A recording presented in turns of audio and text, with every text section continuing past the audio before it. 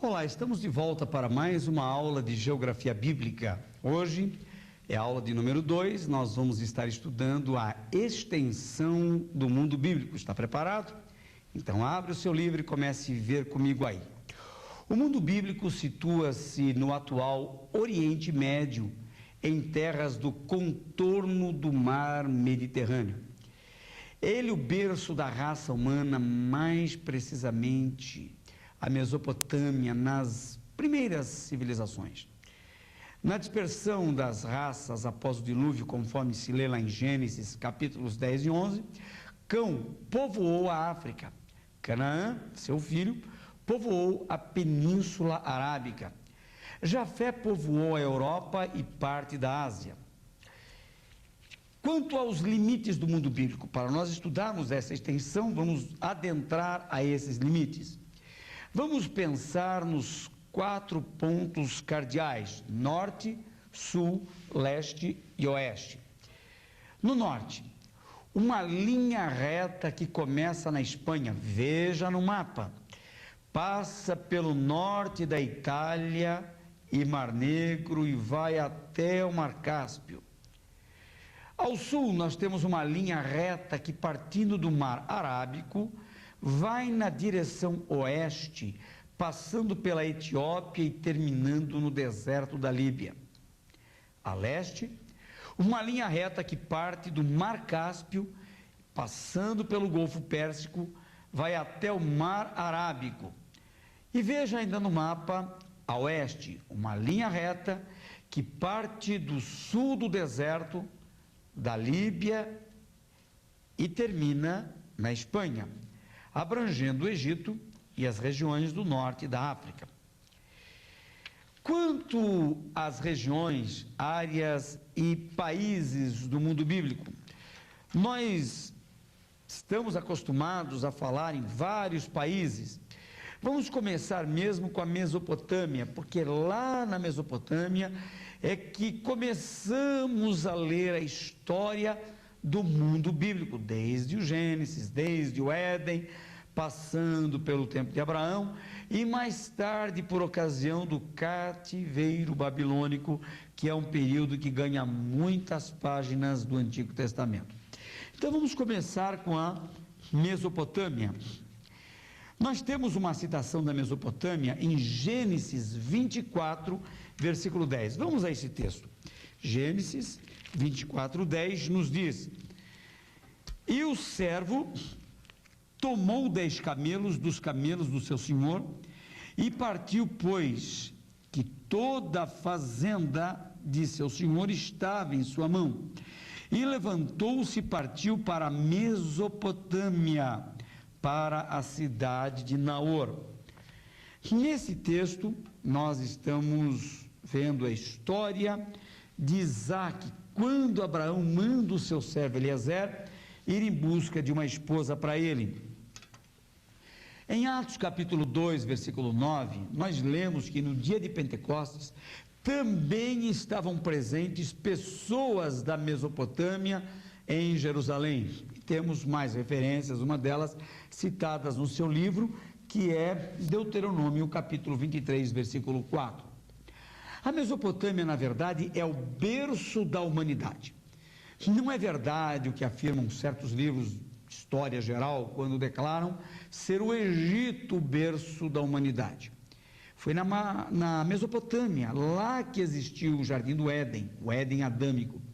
Ainda nessa região destacam-se os seguintes países: a Babilônia, que tem a capital do mesmo nome, também conhecida como Caldeia. Nós temos referências em Ezequiel, capítulo 11, versículo 24, e ainda outros nomes dados à capital, que é Sinear, em Gênesis 14, 1, e Sumer. A Síria é outra província ou país desta grande região da Mesopotâmia. É mencionada em Gênesis 10, versículo 11. É a parte norte da Mesopotâmia. É hoje parte do Iraque. Veja aí no mapa. A primeira capital da Mesopotâmia era Nínive. Nínive foi destruída em 607 antes de Cristo. A oeste ficava o reino de Mari. Os mitâmeos habitavam em volta de Arã, ao norte da Assíria. Outro país importante do mundo bíblico é a Arábia. A capital da Arábia era Petra. Por que Petra? Porque havia muitas pedras nessa cidade. De leste a oeste, vai da Mesopotâmia até junto do Jordão, passando pelo norte da África e estendendo-se até a península do Sinai. Seu deserto tem mais ou menos 3 milhões de quilômetros quadrados. Aí, Israel peregrinou rumo à terra de Canaã. Aliás, um fato histórico se deu em Petra com os edomitas. Eles criaram um problema sério com Israel quando eles passaram por aí. Não deixou que os peregrinos hebreus, que já vinham de uma longa jornada do Egito pelo deserto, pudessem passar por aí. Tiveram que dar volta porque não lhes foi permitido atravessar por essa região conhecida como Petra. A região de Ofir era fornecedora de ouro, ficava possivelmente aí também nesta região da Arábia, conforme se lê em 1 Reis, capítulo 9, versículo 28. Foi nessa região aí que a lei de Moisés foi dada, porque o Monte Sinai ficava nessa região da Arábia. Também o primeiro tabernáculo foi construído aí. Depois que Moisés desceu do monte, onde recebera de Deus toda a instrução da lei sobre como construir o tabernáculo, Moisés então faz o seu, mais do que protótipo, faz já o seu primeiro, foi na verdade protótipo do templo, mas era o tabernáculo, é aí que ele é na verdade consagrado a Deus. Outra cidade ou outro país importante do mundo antigo é a Pérsia, hoje parte do Irã, como você pode ver no mapa. Capitais da Pérsia historicamente: Ecbátana, Passárgada, Suzã. Aliás, Suzã é muito citado na Bíblia porque foi residência de Daniel e também onde aconteceu o cenário do livro de Ester. Persépolis também é outra cidade importante, mas lembre-se sempre que foi cenário do livro de Ester e parte do livro de Daniel. Aí, primeiramente, floresceram os medos e os persas se uniram, os persas tornaram mais fortes que os medos, na época do Império Babilônio, e eles venceram a Babilônia e se tornaram, então, um império mais forte. Depois, os persas assumiram, então, a liderança, como já acabamos de dizer. Você pode ler em Atos 2:9 uma menção da Pérsia. Havia gente da Pérsia no dia de Pentecostes. A Média, quando estava na supremacia, tinha por capital Ramadã, entre os gregos Equátama. Depois da Pérsia, nós temos outro país importante aí dessa região, que é Elão. Elão foi grande, mas sempre absorvido, ora pelos babilônios, ora pelos persas. Hoje está incorporado ao Irã. A capital era Suzã, conforme se lê em Gênesis, capítulo 14, versículo 1, e Atos capítulo 2, versículo 9, também eles são mencionados lá, né? Armênia é outra região importante. Armênia está próxima ao Monte Ararat, quase no Everest, que é o ponto mais alto da Terra. A Armênia aderiu ao cristianismo e teve posição importante na influência cristã. Agora, o Ararat é um monte famoso por causa da Arca de Noé, que repousou lá. Você já leu isso, né? Está lá em Gênesis, capítulo 8, versículo 4. Depois nós temos também outro país importante, que é a Síria. A Síria tem como capital Damasco, que é, aliás, a cidade mais antiga do mundo. Lembre-se que nós falamos na aula passada, o apóstolo Paulo era de lá. Ele era da Síria, ele estava indo para Damasco, lá no capítulo 9 de Atos dos Apóstolos, quando ele estava indo perseguir os cristãos. Abraão teve um escravo chamado Eliezer, conhecido como Damasceno. Por que Damasceno? Porque ele era de Damasco. Era muito comum no passado as pessoas usarem o nome ligado à região de onde elas provinham. No caso, Eliezer o Damasceno, porque ele provinha de Damasco, que era a capital da Síria. Essa região é um oásis. O que é um oásis? O oásis é um lugar onde tem águas, é um lugar aprazível, lugar de fontes, assim. É essa região da Bíblia da Síria, mais particularmente Damasco. Foi um império por um tempo, e foi lá na Síria que Davi, em Damasco, digo que Davi venceu completamente os sírios numa guerra que foi movida contra eles. E eu disse há pouco e repito, né, que Damasco era a cidade para onde o apóstolo Paulo estava se dirigindo quando teve um encontro com Cristo em Atos capítulo 19, versículo 5, né?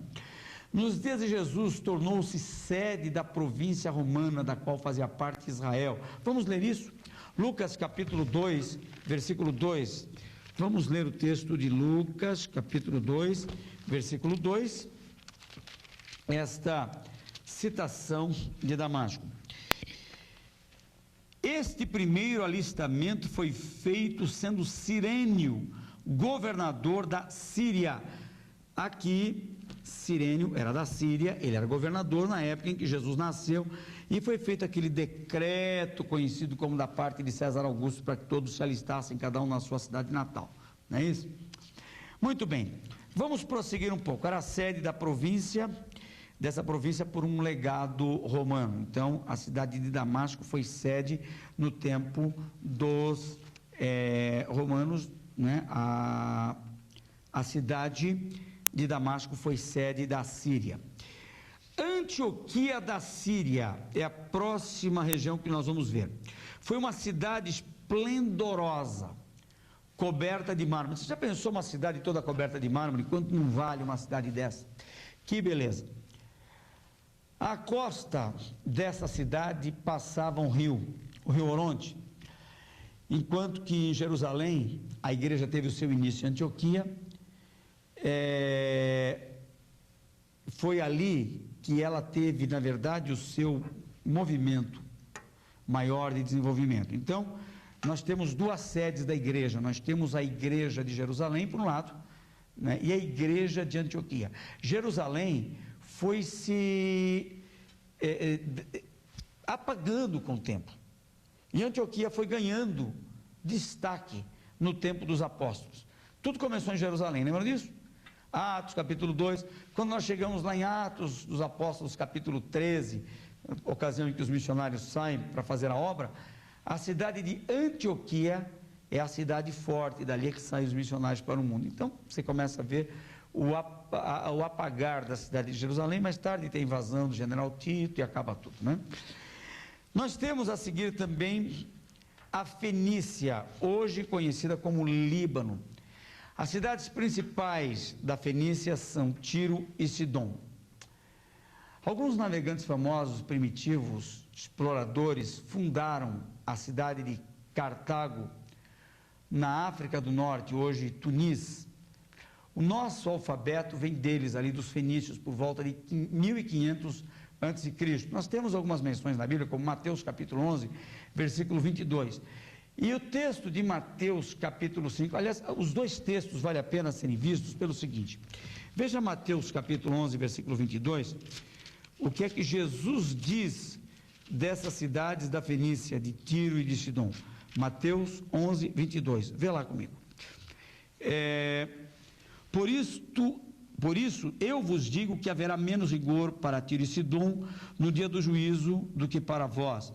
O Senhor está aqui exortando as cidades de Corazim e Betsaida pela sua impenitência, por estarem em frente com ele e não o reconhecerem.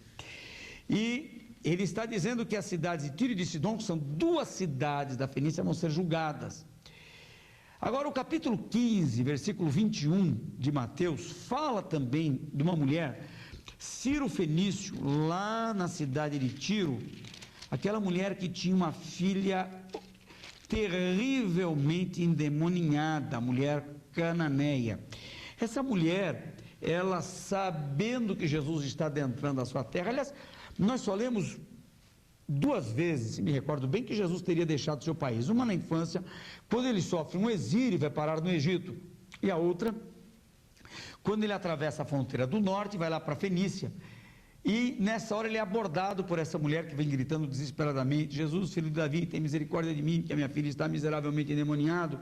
Mas Jesus estava obstinado naquela hora a se encontrar com os habitantes de Tiro e de Sidom, daquelas partes que ficavam na Fenícia. E Jesus ali parece um pouco durão, mas no fim ele resolve o problema da mulher, né? Ele diz, primeiro os discípulos dizem: Senhor, faze-a calar, porque ela está importunando. Imaginem, em vez de ajudar a mulher, eles estavam complicando a situação daquela pobre mãe que estava aflita pela situação da sua filha. Aí Jesus parece que dificulta um pouco e diz que eu não fui enviado senão as ovelhas perdidas da casa de Israel. Na verdade, Jesus estava interessado em se encontrar com os judeus da diáspora, porque já havia muitos judeus espalhados por outros países, e um grupo de judeus estava lá, naquelas regiões de Tiro e de Sidom, que são partes da Fenícia, hoje Líbano. Aí a mulher continua dizendo: Senhor, tenha misericórdia de mim. Ela continua clamando, mas ela faz mais do que isso, ela adora Jesus. E nesta hora, ela ouve de Jesus uma frase mais forte. Jesus diz: não é lícito tirar o pão dos filhos e deitá-lo aos cachorrinhos. Jesus estava mostrando uma diferença entre ser judeu e ser gentil aí, mas na verdade o que ele estava fazendo era medir o interesse dela pela dificuldade. Muitas vezes, pense nisso, meu irmão, Jesus dificulta as coisas não porque ele não quer nos atender, mas ele quer ver até que ponto nós estamos interessados na bênção. E ele então mede o nosso interesse pela dificuldade. E ela foi abençoada, a filha ficou liberta. Não é uma linda história? Leia com calma o texto de Mateus capítulo 15, versículos 21 em diante. Outra importância da Fenícia é que Salomão importou madeiras da Fenícia para construir o templo. E olha, essa madeira era de primeira, e ele pagava o trabalho dos cortadores de madeira com azeite. Faça um estudo sobre o azeite na Bíblia, você vai ver como é interessante esse estudo. Vamos a outro país, agora não é uma cidade, agora é um país. Vamos ao Egito, que é o país mais citado na Bíblia depois de Israel. Em hebraico, o nome do Egito é Mexraim. Isso está em Gênesis capítulo 10, versículo 6. País onde os hebreus habitaram por 430 anos, não é aí essa história? Deus levanta Moisés para tirar o povo, atravessa o deserto, né? Parte do futuro do Egito está profetizada. Por exemplo, Ezequiel, vamos ler Ezequiel capítulo 29, versículo 15, temos aí uma profecia a respeito do Egito. Mas, mais baixo, digo, se fará do que os outros reinos, e nunca mais se exaltará sobre as nações, porque os diminuirei para que não dominem sobre as nações. Um dia o Senhor prometeu que iria fazer isso com o Egito. Eu não sei se essa profecia já não se cumpriu, porque o Egito é um país que não goza da mesma condição de tantos outros países do mundo, sendo ele um país tão antigo. Pelo tempo que esse país tem, era para estar lá na frente, mas infelizmente é um país rico em história, porém pobre do resto. Fica ao norte da África, como também a Etiópia também fica lá no norte da África, ao sul do Egito. Segundo o texto de Gênesis capítulo 2, versículo 13, a outra Etiópia, na região do norte, a região norte da Mesopotâmia, a chamada terra de Cush, não tem nada a ver com a conhecida Etiópia, que é citada em Atos dos Apóstolos capítulo 8, quando Filipe evangeliza o eunuco, que era o mordomo-mor da rainha de Candace. Mas vamos a uma profecia falando dessa Etiópia. A Etiópia que nos interessa é a Etiópia que foi evangelizada. Vamos falar já disso depois. Vamos primeiro ler a referência de Salmos, capítulo 68, versículo 31, uma profecia acerca da Etiópia, e provavelmente foi cumprida. Então, Salmo 68, 31 diz: embaixadores reais virão do Egito à Etiópia, A Etiópia, digo, cedo estenderá para Deus as suas mãos. Sabe o que aconteceu? Assim que o evangelho começou a se expandir, houve uma perseguição, os discípulos se espalharam, Filipe foi para lá em Samaria, começou a evangelizar, houve uma alegria, houve curas na cidade de Samaria, houve um grande avivamento. Depois ele sai de lá e a caminho de Gaza ele se depara com o eunuco, que era mordomo-mor da rainha Candace, da Etiópia. E assim nós vemos que a Etiópia teve o seu cumprimento a partir de Atos. O texto está no capítulo 8, versículos 26 a 38, 39, né? Quando a fé cristã foi ali introduzida. É país de princípio cristão até hoje. Compreende a Abissínia e também a Somália. Aliás, houve muitas guerras nesses últimos anos ali, é uma carência de alimento, é uma fome, é um país realmente muito pobre hoje. Desse país, então, procedia aquele eunuco, como nós falamos, que foi evangelizado por Filipe, e ainda hoje há uma igreja na Etiópia, e uma grande colônia de judeus negros, é uma exceção à regra, porque o judeu geralmente não é negro, mas esses são negros. Vamos a mais um país importante da Bíblia, que é a Líbia.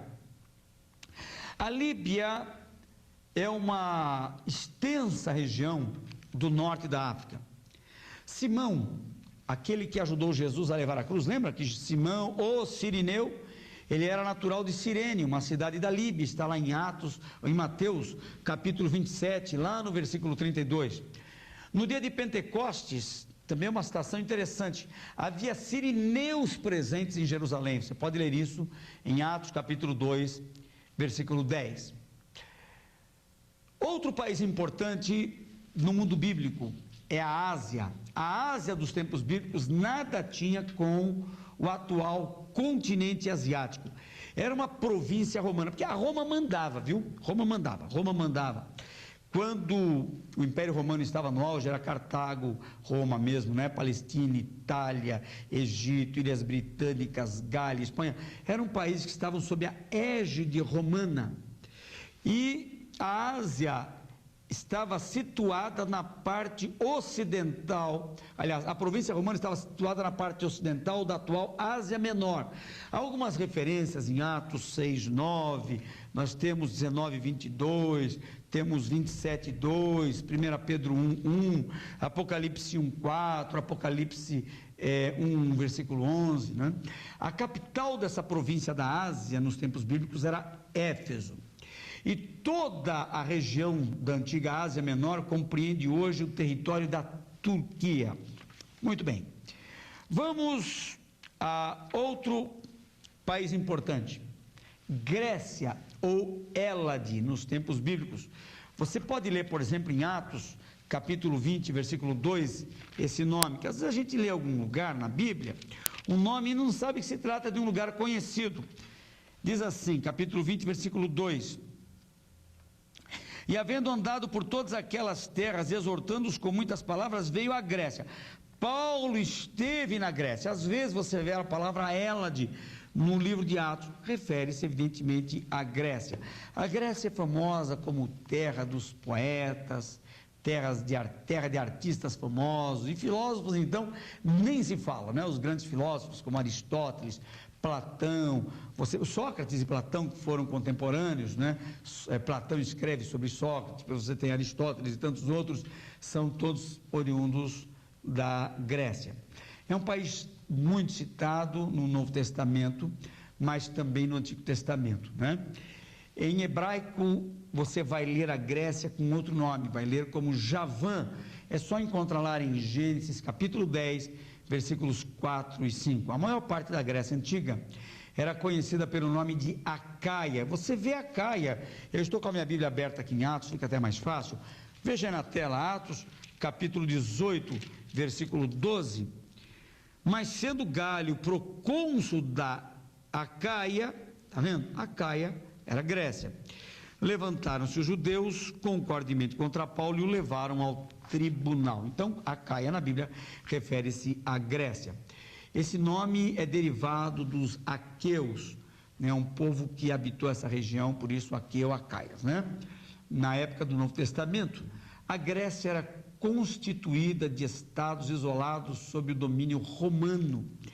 Nesse tempo, a sua capital política era Corinto. Veja umas imagens de Corinto. Você tem umas imagens novas, atuais, mas a velha Corinto, onde o apóstolo Paulo esteve, nós fizemos umas imagens aí dessa cidade, e ainda há resquícios, ainda há alguns entulhos, algumas colunas, você pode ver no alto, olha aquela colina, lá no alto da colina estão os resquícios do templo de Afrodite.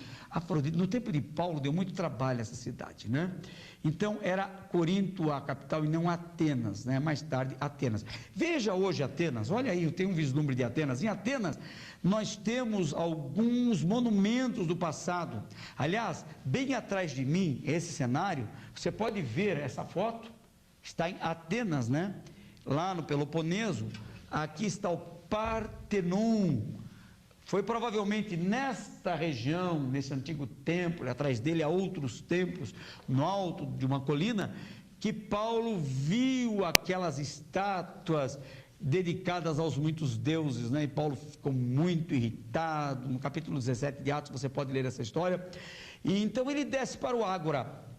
Dê uma olhada no Ágora, olha o Ágora lá embaixo, eu mesmo filmei isso, um cinegrafista de primeira, né? Essas imagens tremidas, não reparem, mas ao menos você pode ter um vislumbre do Ágora. A Ágora era uma praça, né? Depois ele foi trazido aqui para cima, onde nós estamos, só tem pedra, não tem mais o Areópago, mas aqui era o Areópago, e tem aqui essa inscrição escrita em bronze com texto, aqui é uma transcrição literal de Atos capítulo 17, está vendo aí? Aqui são os resquícios, tudo que sobrou do Areópago, onde Paulo então falou aos moradores, né, de Atenas. Muito bem, vamos seguir então. Em Corinto, a cidade que nós mostramos, residia o procônsul romano. Então nós mostramos um pedaço aqui de Atenas e mostramos Corinto. A próxima região é a Macedônia, citada em Atos capítulo 19, versículo 21. Veja aí o texto bíblico, Atos 19, 21. E cumpridas estas coisas, Paulo propôs em espírito ir a Jerusalém, passando pela Macedônia e pela Acaia, porque a Macedônia na verdade era vizinha da Grécia, né? Então ele passou pela Macedônia e pela Grécia, porque a Acaia era Grécia, né? Dizendo: depois que houver estado ali, importa-me ver também Roma. Então, a antiga Macedônia é hoje parte do território de vários países, como, por exemplo, norte da Grécia, sul da Bulgária, Iugoslávia, parte da Turquia. A capital da Macedônia naquela época era Pela. Aliás, um fato notável sobre a Macedônia está em Atos capítulo 16. Lembram? Quando Paulo tentou pregar, veja que Atos capítulo 16... Paulo era um homem planejado, eu gosto disso em Paulo, versículos 6 e 7, ele diz: e passando pela Frígia, veja esse texto na tela, Atos 16, versículos 6 e 7, e passando pela Frígia e pela província da Galácia, foram impedidos pelo Espírito Santo de anunciar a palavra na Ásia. Agora vejam o 7. Quando chegaram a Mísia, intentavam ir para a Bitínia, mas o Espírito de Jesus não lhe permitiu. E tendo passado por Mísia, desceram a Troade. Viram aí? Paulo tinha planos, então, de pregar nessas regiões da Frígia, da Galácia, da Mísia, da Bitínia, chega a Troade. Mas é impedido, ele e seu companheiro Silas são impedidos de pregar o Evangelho nessas regiões. Eles vão para a cama, descansar, né? Quem sabe, estavam tomados de um grande estresse, excesso de trabalho, os levava a isso. Mas Paulo de noite tem uma visão em que aparece diante dele um cidadão da Macedônia com um pedido. Ele diz: passa a Macedônia e ajuda-nos. É quando Paulo então sai dali, acorda, agora está claro, Silas. Por que não a região da Frígia? Por que não Galácia? Por que não Mísia? Por que não Bitínia? Por que não essas regiões? Porque Deus tinha prioridade com a Macedônia. E a cidade da Macedônia onde eles chegam é a cidade de Filipos. Muito bem. Vamos a outro país importante, a Itália. A Itália é citada em Atos 27:1, Hebreus 13:24. Quando falo de Itália, eu tenho que tirar o chapéu, porque eu sou Brunelli, tutti buona gente, eu sou descendente de italiano. Meus avós, tanto do lado de pai como de mãe, eram italianos. É um país banhado pelo Mediterrâneo, situado ao sul da Europa. Em Roma, sua capital, foi fundado um diminuto reino em 753 a.C. Em 63 a.C., os romanos dominaram o mundo, formando o conhecido Império Romano. Foi na época do Império Romano que Jesus nasceu. Uma coisa interessante, porque muita gente diz, por que Jesus não nasceu agora? Nasceu naquela época, por que não agora? Ele nasceu na época certa. Quer ver uma coisa? Gálatas 4:4. Você pode observar aí na tela, Gálatas 4:4, enquanto eu vou lendo aqui na minha Bíblia. Mas vindo a plenitude dos tempos, Deus enviou o seu Filho, nascido de mulher, nascido sob a lei. Sabe o que quer dizer isso? Jesus nasceu na época certa, o mundo estava devidamente preparado para a chegada do Messias, pela maneira como o Império Romano dominou o mundo naqueles dias. Primeiro os gregos, que haviam deixado uma herança cultural tremenda, que era a língua, o koiné, um grego popular, falado por todos. Agora os romanos, eles abriram estradas, o comércio desenvolvido por Roma foi um comércio excepcional, jamais comparado a qualquer outro no interregno da história, até o século XVIII. Além disso, os judeus, por causa das pressões políticas que sofriam e religiosas também por parte dos romanos, começaram a sofrer sua dispersão. E onde quer que chegavam, abriam as suas sinagogas e diziam mais do que nunca, agora virá o nosso Messias, agora veio o Messias. Então tudo isto propiciou a chegada de Jesus. Só que eles mesmos não notaram, veio o Messias e eles não se aperceberam disto. Mas Roma tem uma importância muito grande, a Itália tem uma importância muito grande no cenário bíblico. Depois vejam a Espanha. Romanos capítulo 15, versículos 24 a 28, o apóstolo Paulo cita a Espanha. Ele manifestou o propósito de viajar para a Espanha. A Espanha, durante o tempo da Idade Média principalmente, foi uma grande perseguidora dos cristãos, especialmente através dos tribunais da chamada Sinistra Inquisição. Não chame de Santa Inquisição, e muita gente chama de Santa Inquisição. Lamentavelmente de santa não tinha nada, porque foi uma época negra na história do cristianismo. Falar de províncias bíblicas, citando todas as que nós já falamos, nós falamos da Mesopotâmia, nós falamos da Babilônia, a Síria que estava da Mesopotâmia, falamos da Arábia, da Pérsia, falamos do Elão, Armênia, Síria, Antioquia da Síria, Fenícia, Egito, Líbia, Ásia, Grécia, o Hélade, falamos da Macedônia, da Itália, da Espanha agora. Vamos falar de Israel. Podemos falar de qualquer uma outra, mas vamos dedicar uma atenção especial para esta. Israel ou Canaã. Canaã nos tempos bíblicos, Israel nos dias de hoje, foi prometida por Deus aos hebreus, conforme nós lemos lá em Gênesis, capítulo 15, versículo 18, e Êxodo 23, 31 também. Eu quero ler uma passagem em Ezequiel, capítulo 5, versículo 5, aliás, algumas passagens aí em Ezequiel, porque ela é considerada, a terra de Israel, o centro da terra. Vamos ver aqui, Ezequiel, capítulo 5, versículo 5, vejam o que o Senhor diz aqui dessa terra. Assim diz o Senhor Jeová, esta é Jerusalém, pula no meio das nações e terras que estão ao redor dela, referindo-se a Jerusalém, que era a capital, e é também até hoje a capital de Israel. Agora veja o capítulo 38, versículo 12, na parte final, na parte B do versículo. Assim está escrito: isso a fim de tomar o despojo, não é isso? E de arrebatar a presa e tornar a tua mão contra as terras desertas que agora se habitam e contra o povo que se ajuntou dentre as nações, o qual tem gado e possessões e habita no meio da terra, terra central. Mas agora temos os textos mais interessantes ainda sobre essa terra. Ezequiel chama Israel de a glória de todas as terras. Veja Ezequiel capítulo 20, versículos 6 e 15.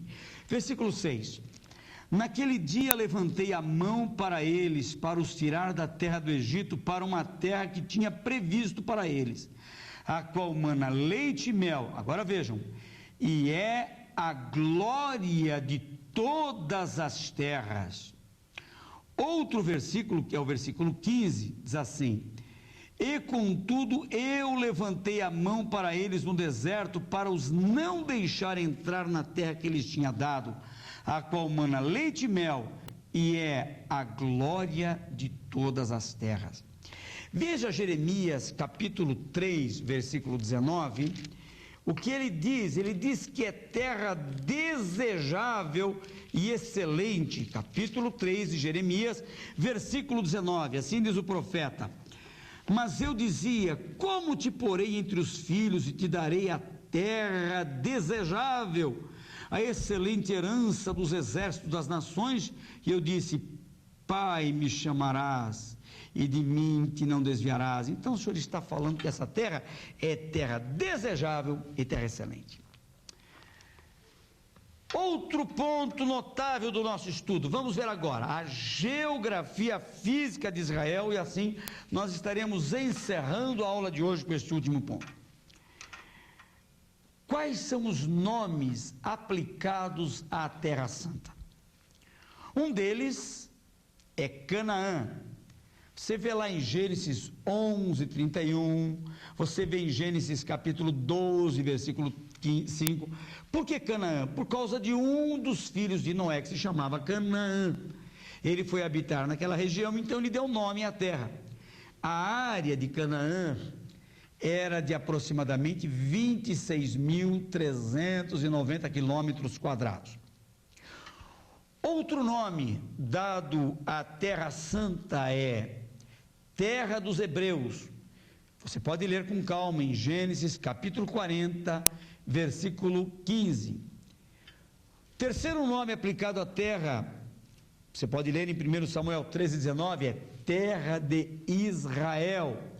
E hoje, novamente, Terra de Israel. Já vamos explicar isso. Vamos continuar a sequência conforme você tem no seu livro aí. Temos a terra de Judá, não quando a terra estava dividida em Reino do Norte e Reino do Sul, Israel e Judá, não, referindo-se ao todo, Isaías capítulo 19, versículo 17, terra de Judá. Em Zacarias capítulo 2, versículo 12, nós vemos a Terra Santa com o nome de Terra Santa.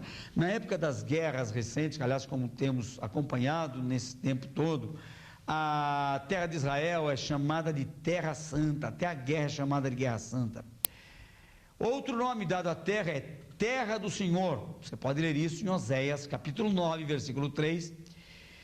Terra da Promessa. A Terra da Promessa está em Hebreus capítulo 11, versículo 9. A Terra da Promessa já ocupa uma área menor agora, em tempos atuais, 156 mil quilômetros quadrados. No período do Reino Unido, a nação possuía esse território do tempo do Reino Unido, né? E hoje ela possui menos do que isso, na verdade é isso, porque depois de 1948, quando voltou a ser nação, apenas uma parte da terra passou a ser. Dê uma olhadinha nesse mapa, veja esse mapa, vamos mostrar que fica melhor. Olhe, essa estreita faixa de terra que vai até o Rio Jordão. Israel, desde que voltou a ser nação para cá, em 1948, ela só compreende esse território, né? Tem aqui uma extensão bastante pequena, né? Como nós veremos na próxima aula, quanto à medição da terra. Mas é só essa estreita faixa de terra. A terra que foi dividida entre as 12 tribos, ela ocupa aproximadamente hoje 31 mil quilômetros quadrados, isto é, a 8ª parte do estado de São Paulo.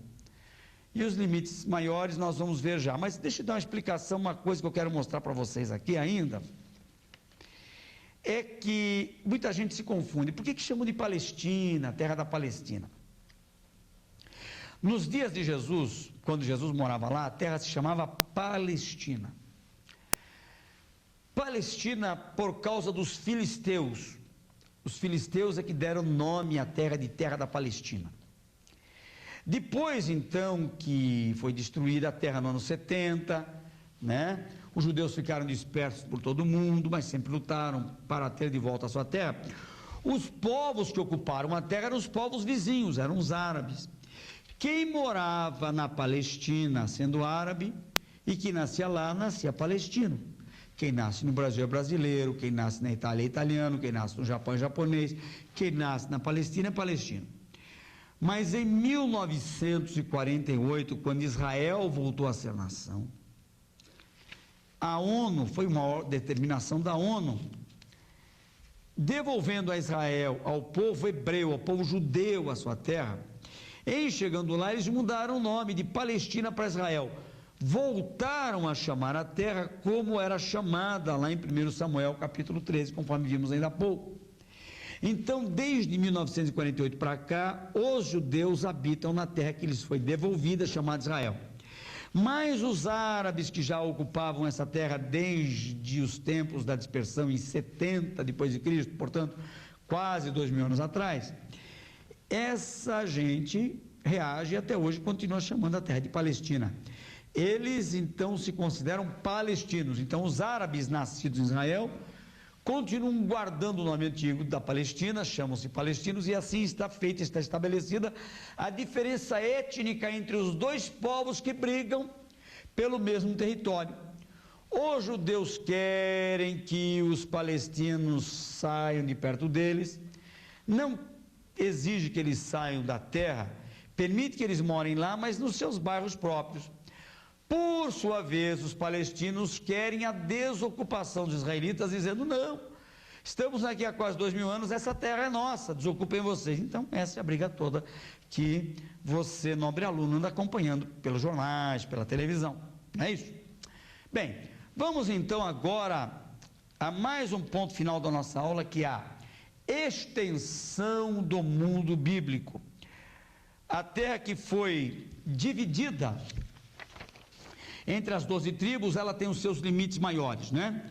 O primeiro, que vai desde o rio do Egito ao grande rio Eufrates. Depois você tem o item B, você tem desde o deserto. Está acompanhando no seu livro? Veja aí o item B. O A eu falei que vai desde o rio do Egito ao grande rio Eufrates. Depois o item B, desde o deserto, desde o Líbano, desde o grande rio Eufrates, até o mar ocidental será o vosso termo. Essa foi a promessa de Deus em Deuteronômio 11, 24. No item C, você tem aí desde o mar vermelho até o mar dos filisteus, e desde o deserto até o rio Eufrates, conforme o texto de Êxodo 23, versículo 31. Depois você tem também desde o Eufrates até a terra dos filisteus e até o termo do Egito, conforme a descrição de 2 Crônicas, capítulo 9, versículo 26. Aí você tem essa descrição, como você acabou de ver também no mapa, à medida que nós íamos citando, pelo livro, esses limites da terra de Israel. Na próxima aula nós vamos estar falando, se Deus quiser, sobre as dimensões principais de Israel. Eu espero que você goste das aulas, não é para dormir, hein? Cutuque alguém que esteja do seu lado aí. Tem que se acostumando, tem que ir lendo o livro, tem que ver os mapas, olha, vai se tornando cada vez mais interessante a nossa aula, quando nós começarmos a entrar em alguns fatos históricos importantes da Bíblia, mostrando as localidades onde esses fatos ocorreram. Por hoje é só. Fique com essa porção, querendo Deus, estaremos de volta na próxima semana falando das dimensões principais de Israel. Até lá!